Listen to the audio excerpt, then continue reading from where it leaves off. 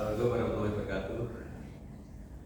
Di sini kami akan melakukan sesi diskusi terkait mata kuliah jurusan manajemen dalam materi tribologi dan demografi. Sebelumnya perkenalkan saya Muhammad Rama, NPM 20222103. Saya Ferdian Gita dengan NPM 2042221108. Saya Syatul Zahra dengan NPM 2042221036. Nama saya Nadia Gamarisa dengan NPM 2042221066.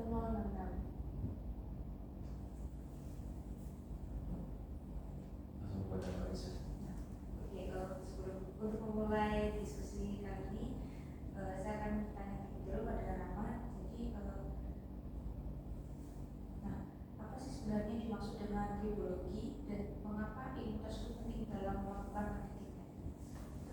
Oke, tribologi itu merupakan bidang yang mempelajari sistem pelumasan dan keobservasi mesin dengan teknik seperti analisis pelumas dan spektrografi untuk mendeteksi kondisi mesin serta mengoptimalkan jadwal pergantian pelumas.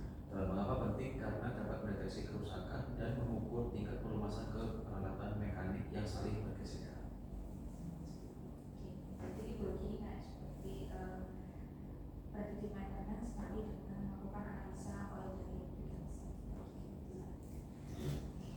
Nah, karena tadi Rama udah jelasin tentang apa itu tribologi. Nah, selanjutnya itu apa yang dimaksud dengan demografi itu sendiri dan mengapa ilmu tersebut itu juga penting dalam prediktif maintenance. Jadi termografi itu juga salah satu metode yang digunakan dalam sebuah industri. Termografi ini itu metode dalam memantau suhu atau temperatur dalam permukaan objek.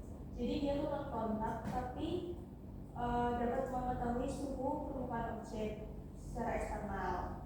Nah, itu menggunakan prinsip infrared dan ultraviolet. Kalau di prediktif maintenance sendiri itu digunakan untuk mendeteksi apabila terjadi kerusakan pada pompa, motor, ataupun jaringan elektrik seperti kabel-kabel yang ada di panel box. Kemudian kalau gambar yang dihasilkan dari termografi ini berwarna merah, biasanya itu temperaturnya lebih tinggi. Tapi kalau warnanya biru, itu temperaturnya lebih rendah.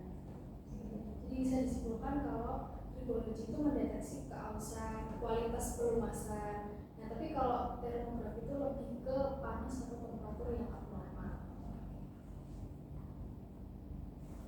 Oke, jadi selanjutnya saya ingin bertanya, apa saja instrumen yang digunakan dalam termografi untuk mendeteksi kerusakan dan apakah ada standar tertentu dalam menentukan prioritas perbaikan? Oke, jadi untuk instrumen apa aja yang digunakan pada teknik termografi ini ada 3 utamanya, ada infrared thermometer, kemudian ada pemindai garis yang yaitu bisa memberikan pemindaian satu dimensi atau bergaris radiasi komparatif ke sistem ataupun alatnya, dan terakhir ada pencitraan thermal. Nah, jadi untuk standar dari prioritas perbaikannya sendiri itu ada berdasarkan temperatur. Jadi dari temperatur, misalkan jika temperatur tersebut berada di rentang 1 derajat Celcius hingga 10 derajat Celcius dengan perbedaan suhu antar komponen mesin sekitar 1 derajat Celcius hingga 3 derajat Celcius, jadi kondisi itu dianggap normal, jadi tidak memerlukan perbaikan. Nah, apabila kenaikan suhunya sendiri mencapai 10 derajat Celcius hingga 20 derajat Celcius dengan perubahan temperaturnya 1 derajat hingga 3 derajat Celcius, itu menunjukkan awal mula timbulnya permasalahan. Nah, jadi sebaiknya dilakukan pemeriksaan rutin. Nah, dan selanjutnya ada kenaikan temperatur bila berada di kisaran 20 derajat Celcius hingga 40 derajat Celcius dengan perbedaan temperaturnya ada 4 derajat Celcius hingga 6 derajat Celcius. Itu menandakan tahap pertama dari overheating yang memerlukan pemantauan lebih lanjut. Nah, ketika temperaturnya lebih tinggi antara 40 derajat Celcius hingga 60 derajat Celcius dengan perbedaan temperaturnya sebesar 7 derajat Celcius hingga 9 derajat Celcius, situasi tersebut akan masuk tahap kedua dari overheating, di mana harus dipantau dengan sangat ketat untuk mencegah kerusakan serius lebih lanjut. Nah, dan selanjutnya itu ada jika temperatur komponen meningkat hingga 60 derajat Celcius hingga 80 derajat Celcius dengan perbedaan temperatur sebesar 10 derajat Celcius hingga 14 derajat Celcius, nah kondisi tersebut sudah tergolong overheating berlebihan dan tindakan perbaikan harus dilakukan segera mungkin. Dan yang terakhir, apabila temperatur melonjak lebih dari 80 derajat Celcius dengan perbedaan temperaturnya minimal 15 derajat Celcius dan seterusnya, maka situasi tersebut sudah dikategorikan sebagai overheating akut yang memerlukan perbaikan segera dan juga mendesak untuk mencegah kegagalan sistem ataupun berangsur seperti itu.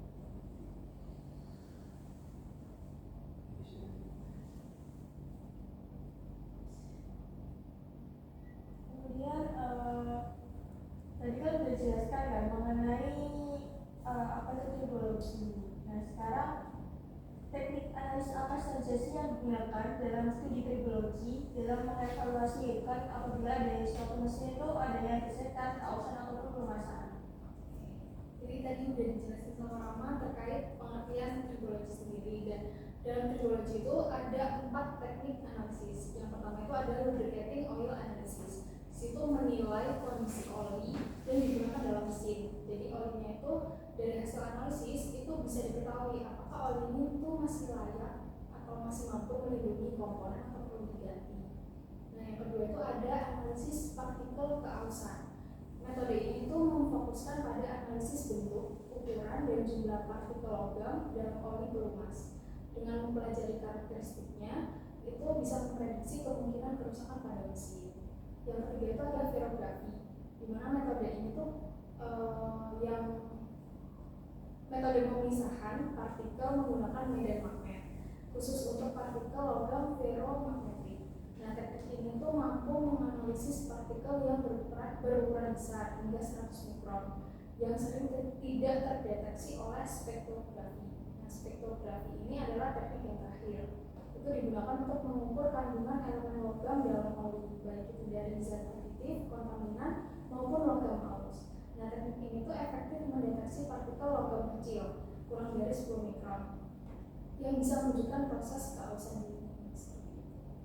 Berarti tadi terdapat 4 teknik ya yang digunakan. Yang pertama itu adalah lubricating oil analysis untuk mendeteksi kondisi oli, jumlah oli. Kemudian yang kedua ada analisis partikel keausan, itu untuk mendeteksi bentuk, warna, dan ukuran. Kemudian ada ferrografi untuk metode pemisahan menggunakan medan magnet. Terus ada spektrografi untuk mengukur kandungan adanya logam atau tidak dalam suatu oli ataupun lainnya.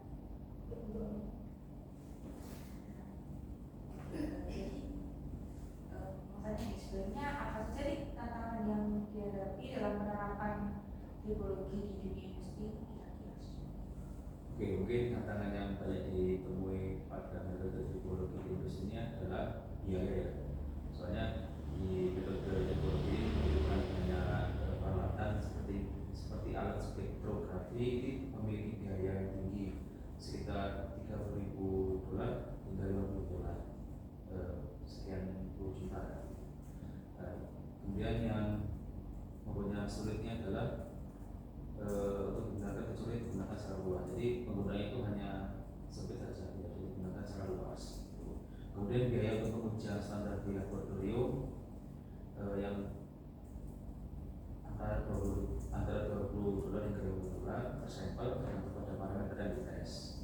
Ya, parameter yang dites ini mungkin warna dari oli, kemudian tingkat viskositas, kemudian gram pengotor yang ada di dalam oli gitu. Kemudian ada tantangan dalam pengambilan sampel di lapangan ya. Sampel itu harus diambil secara konsisten dari titik yang tepat, seperti dari aliran sirkulasi oli, bukan dari dasar tangki. Karena partikel itu cenderung mengendap, kemudian pengambilan sampel dari lokasi yang salah bisa menghasilkan data yang menyesatkan. Teknik pengambilan sampel itu juga dan frekuensinya itu sangat mempengaruhi akurasi dari diagnosis. Nah, kemudian sampling ini harus dilakukan secara berkala ya, terutama ketika kausan diprediksi akan terjadi dalam jangka waktu tertentu. Nah, kemudian maka interval pengambilan sampel itu harus cukup sering agar data signifikan tidak terlewatkan. Kurang lebih seperti itu untuk kendalanya. Sejauh ini kayak kendalanya menjadi biayanya seperti itu. Aku juga mau tanya dong, karena tadi kan tantangan tribologi. Nah, sekarang kalau tantangan termografi sendiri dalam dunia industri itu gimana sih? Jadi kalau di termografi sendiri itu kan setiap bahan itu memiliki nilai emisivitas yang berbeda-beda. Nah itu juga mempengaruhi apabila emisivitas yang berbeda-beda itu mempengaruhi dari hasil deteksi yang bisa menyebabkan tidak akurat. Kemudian adanya pengaruh lingkungan eksternal seperti adanya kelembapan, debu, hujan atau sinar matahari yang dapat mempengaruhi pembacaan dari si termografi. Kemudian juga tadi kan tribologi juga mahal ya, lumayan mahal, dan di termografi ini juga biaya perawatannya juga cukup mahal seperti itu. Oke, berarti bisa disimpulkan dari segi materialnya, kemudian lingkungan eksternalnya, dan juga lagi-lagi biaya. Betul. Terus tadi Muhammad juga menyebutkan mengenai teknik analisis kan. Sekarang aku mau tanya mengenai tantangan di tribologi ini cukup besar kan ya apabila dilakukan secara rutin di industri. Nah, kira-kira kapan sih waktu yang tepat untuk melakukan tribologi ini bisa di dalam satu sistem ataupun satu mesin gitu lah? Karena tantangannya itu yang paling besar itu terkait biaya, maka dari itu efisiensinya itu harus selama fase perencanaan. Dan itu fase perencanaan itu meliputi kayak pemilihan material juga, desain permukaan, dan juga kira-kira perluasan apa yang sesuai agar gesekan atau keausan itu bisa diminimalkan sejak awal. Nah, selain itu juga ada secara rutin dalam program predictive maintenance itu bisa diterapkan, tribologi itu bisa diterapkan secara berkala. Misalnya melalui yaitu tadi teknik analisisnya, ada analisis polikolumas, kemudian ada analisis partikel keausan, spektrografi, dan juga virografi. Berarti harus ditetapkan dulu di tahap rancangan, kemudian dilakukan predictive maintenance. Oke, mungkin aku mau tanya ke Aisyah ya, terkait demografi. Sebelumnya kan udah aku bilang terkait peralatan untuk melakukan tribologi ya. Apa saja sih peralatan yang perlu dideteksi menggunakan termografi? Kan tadi katanya termografi itu hanya di permukaan luar saja, hanya di surface-nya saja. Nah, itu apa sih? Nah, sebenarnya peralatan-peralatan yang perlu dideteksi itu cukup banyak ya, tapi itu lebih difokuskan ke komponen masing-masing peralatan tersebut. Nah, misalnya ini ada motor kontrol ataupun distribution centernya, dan ada main secondary dari switchgear, ada circuit breaker, kemudian ada saluran gas, ada motor, transformer. Selanjutnya ini ada transformer dry tap, ada transformer bushing, kapasitor, ada high voltage switchgear, low voltage switch, fuses, circuit breaker, dan juga konverter. Seperti itu masih secara garis besar saja. Oke, berarti bisa disimpulkan bahwa pengukuran dari termografi ini haruslah terpusat ke peralatan tertentu ya, gitu. Jadi tidak bisa digeneralkan. Ya, seperti sebenarnya itu untuk mendeteksi lebih lanjut kerusakan yang berada di bagian dalam, karena komponen-komponen yang sudah saya sebutkan tadi itu kayak rupanya tuh nggak cuma di permukaan komponen doang, tapi itu juga bisa dari dalamnya, karena termografi ini nggak hanya mendeteksi kerusakan mekanikal, tapi juga mendeteksi kerusakan elektrikalnya juga, seperti itu. Nah, dari diskusi kita nih, kira-kira dari kalian masing-masing anak nih, kira-kira yang lebih efisien itu apakah tribologi atau termografi dalam sebuah sistem industri?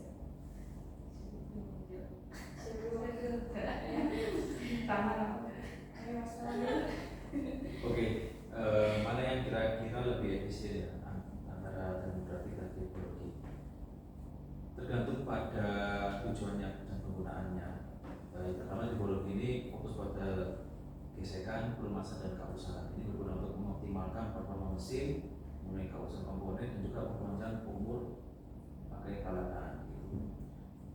Jadi tribologi ini diterapkan secara langsung pada sistem mekanik dan mempengaruhi bagaimana mesin bekerja sehari-hari. Jadi tribologi ini difokuskan untuk mesin yang saling bergesekan dan membutuhkan pelumas di setiap operasi itu. Kemudian untuk termografi ini adalah teknik pendeteksian suhu permukaan melalui kamera inframerah. Ini berguna untuk mendeteksi dini kerusakan atau anomali seperti overheating pada bearing, motor, atau panel listrik tanpa perlu membongkar alat. Jadi hanya mendeteksi servisnya aja, jadi hanya lapisan luarnya aja, bukan harus mengukur gesekan. Kalau dari aku setuju banget sama Rama dan izin menambahkan. Jadi kalau misalnya ditanya yang lebih efisien mana, teknik tersebut itu nggak bisa saling menggantikan, tapi bisa saling melengkapi karena memang tujuannya itu beda. Kalau yang kita dengar tadi kan termografi itu ingin mendeteksi panas atau suhu yang abnormal, dan dia tuh juga bisa mendeteksi masalah kelistrikan. Nah, tribologi kan nggak sampai ke kelistrikan karena dia kan berhubungan sama pelumasan, sehingga efisien ini bukan berarti lebih baik tribologi atau termografi, karena memang keduanya itu punya tujuan yang beda dan justru mereka itu keduanya bisa digunakan bersamaan untuk saling melengkapi.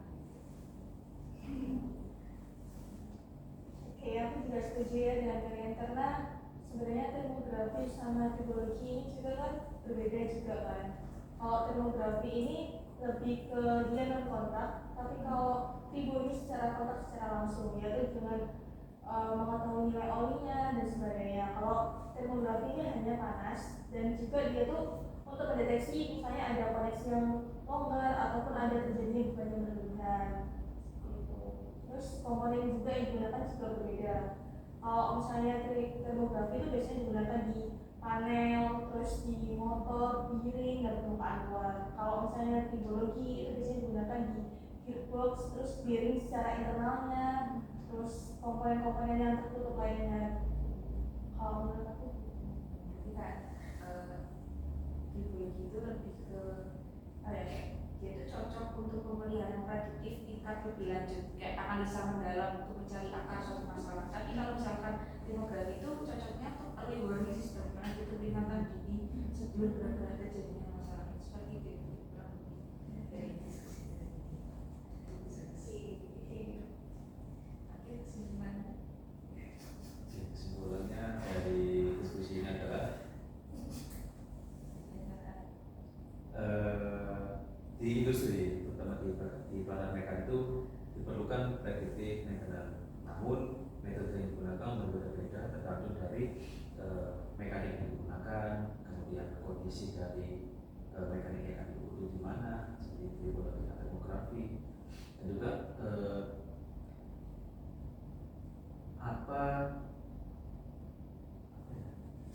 kayak action yang akan diambil ketika selesai melakukan demografi dan teknologi ini gitu, untuk untuk maintenance alat dan juga mengembalikan alat ke